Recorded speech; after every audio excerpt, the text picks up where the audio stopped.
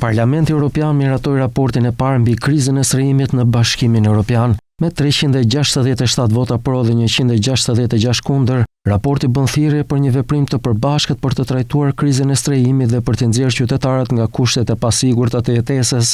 Rekomandimet përfshin uljen e burokracisë, shkallëzimin e sektorëve të ndërtimit dhe inovacionit të bllokut, si dhe mobilizimin e investimeve dhe mbështetjes fiskale më të madhe. Me krizën financiare globale të vitit 2008, strehimi u bë një emergjencë sociale mbar europiane, duke u përkeqësuar ndjeshëm pas pandemisë së vitit 2020. Çmimet e shtëpive u rritën me 60.5% nga viti 2015, ndërsa qerat u rritën me 28%. Në vitin 2025, shkalla e pronësisë për personat e moshës 24 deri në 35 vjeç ra me 6% që nga viti 2005 dhe 1 në 10 persona nuk ishte në gjendje të paguante qeran. Mungesa e strehimit të përballueshëm sfidon gjithashtu funksionimin e qetë të tregut të vetëm, duke minuar rritjen ekonomike të Europës dhe konkurrueshmërinë e premtuar prej kohësh. Plani i Komisionit për strehim të përballueshëm është përpjekja e Bashkimit Evropian për të ndryshuar këtë narrativ, duke rritur furnizimin me shtëpi, duke mobilizuar investimet dhe ndihmuar qytetarët me mekanizma të menjëhershëm mbështetje. Plani udhëzon dhe mbështet veprimet e shteteve anëtare drejt një strehimi më të përballueshëm.